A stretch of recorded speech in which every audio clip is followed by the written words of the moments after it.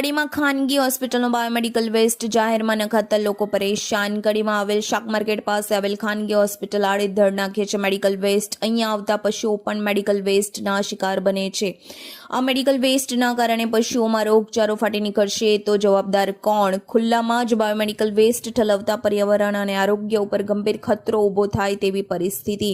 કડી નગરપાલિકાના ટ્રેક્ટરમાં જે કચરો નાખવાનો હોય છે ત્યાં આજુબાજુમાં જ બેફામ મેડિકલ વેસ્ટ નખાતા લોકો ચોંકી ઉઠ્યા।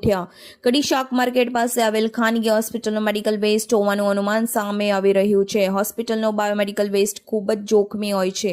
આ કચરાને નિયમ અનુસાર નિકાલ કરવાની સરકારી જોગવાઈ છે। આમ છતાં હોસ્પિટલ તમામ નીતિ નિયમોને ગોરીને પી જઈ ખુલ્લામાં બાયોમેડિકલ વેસ્ટ નાખી રહ્યા છે।